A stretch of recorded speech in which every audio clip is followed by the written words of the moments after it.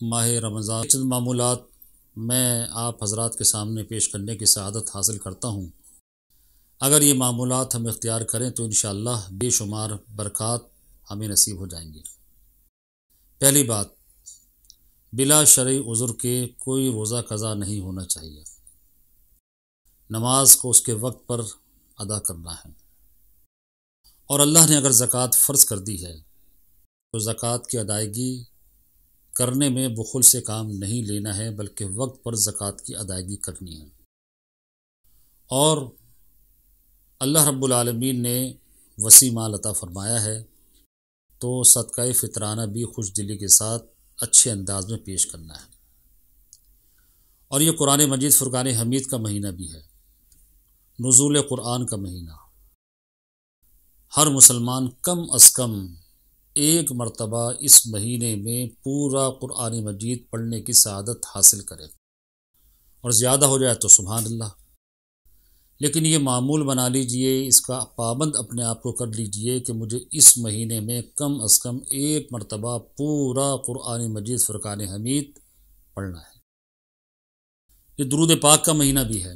بڑا محروم ہے وہ شخص جو اس مہینے کو پائے، خدا سے بخشش نہ کرائے، اور درود پاک کی کثرت کرنا یہ خدا کی بخشش کو پانے کا ایک بہت بڑا ذریعہ ہے۔ اگر بہتر خیال فرمائیں، کم از کم 1000 مرتبہ درود شریف ہر مسلمان، مرد و خواتین، بچے، بوڑھے سب پڑھیں، اس میں کوئی کوتاہی نہ ہو، اس میں کوئی کمی نہ ہو۔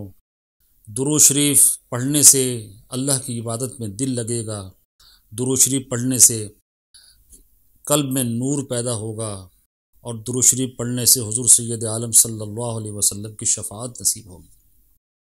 اسی طرح کلمہ طیبہ بھی کم از کم 1000 مرتبہ پڑھے۔ کلمہ طیبہ وہ عظیم الشان کلمہ ہے کہ اگر 100 سالہ مشرک صدق کے دل کے ساتھ، یقین کامل کے ساتھ اس کو پڑھے گا تو 100 سال کے گناہ ختم کر دیے جائیں گے۔ تو ایک مسلمان جب کلمہ طیبہ کا ورد کرے گا تو ذرا غور کیجئے کتنی انوار و تجلیات اس کے قلب پہ نازل ہوں گی، اور اس کا قلب کس طرح گندگی سے پاک صاف ہو جائے گا۔ دعاؤں کی کثرت کیجئے، دعا مانگنے میں اللہ سے بخل نہ کیجئے، خوب دعا کیجئے اللہ رب العالمین سے، اللہ کی بارگاہ میں خوب مانگیے، جتنا مانگیں گے وہ خوش ہوگا۔ دنیا کے دربار کے لوگوں سے مانگا جائے، دنیا کے بادشاہوں سے مانگا جائے 1 سے 2 مرتبہ 3 مرتبہ، وہ ناراض ہوتے ہیں۔ یہ رب کا کرم ہے، اس کو پسند ہے کہ اس کا بندہ بار بار اس سے مانگے وہ دے، بار بار مانگے اس کو دے، بار بار مانگے، جتنی مرتبہ مانگے گا رب راضی ہو کر اس کو اتنا زیادہ عطا فرمائے گا۔ تو روزانہ دعا کی کثرت کی جائے، اسی طرح صدقہ و خیرات کیا جائے، اسی طریقے سے غریبوں کا، مساکین کا، یتیموں کا، پڑوسیوں کا خیال کیا جائے، اور اپنے ہاتھ کو دراز کیا جائے، اپنی جیب کو فراخ کیا جائے۔ آس پڑوس میں دیکھیں، کوئی غریب ہے، کوئی مسکین ہے، روزہ افطار کرنے کے لیے فروٹ موجود نہیں، سحری کے لیے سحری کا سامان موجود نہیں، اللہ کی رضا کے لیے خاموشی کے ساتھ اس کی خدمت کر دیجئے، یہ بہت بڑے اجر کا کام ہے۔ تو لوگوں کا خیال کرنا اس مہینے میں یہ بھی بہت ضروری ہے۔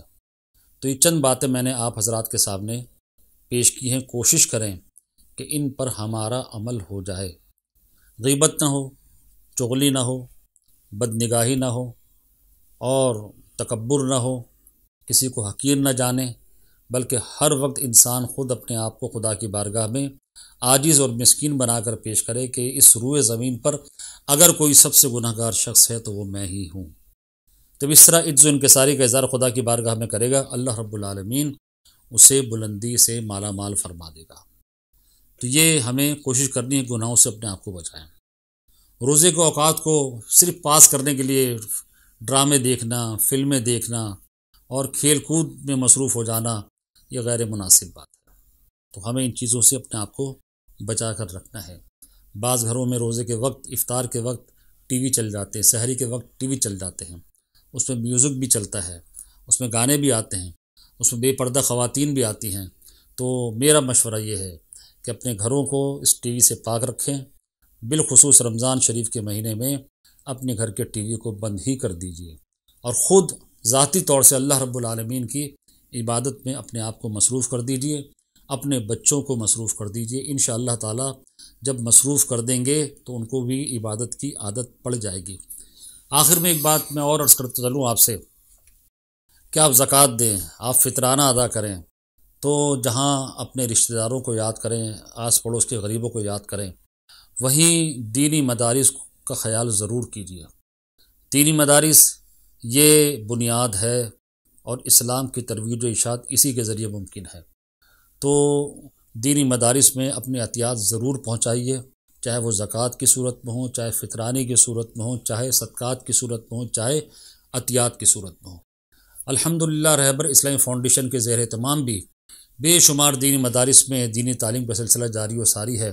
کوشش کریں جہاں فاؤنڈیشن کا مدرسہ ہے رابطہ کیجیے اور اپنے عطیات سے فاؤنڈیشن کو نوازیے تاکہ فاؤنڈیشن اور بہتر انداز میں جو ہے دین کی خدمت کے لیے سرگرم عمل ہو جائے۔ اور انشاءاللہ رہبر اسلامی فاؤنڈیشن نے آپ حضرات کی رہنمائی کے لیے روزانہ یہ اہتمام کیا ہے کہ انشاءاللہ کوئی نہ کوئی کلپ جو ہے، کوئی نہ کوئی پوسٹ جو ہے وہ انشاءاللہ آپ کو ملے گی۔ تو آپ سے گزارش ہے کہ رہبر اسلامی فاؤنڈیشن کے پیج پر ضرور روزانہ آئے اور جو بھی چیز آپ کو پیج پر نظر آئے اسے شیئر بھی ضرور کریں، لائک بھی کیجیے اور شیئر بھی کیجیے، اور آگے اس کے ذریعے تبلیغ کے سلسلے کو بھی آگے بڑھانے کی کوشش کیجیے۔ یہ بھی صدقہ جاریہ ہوگا۔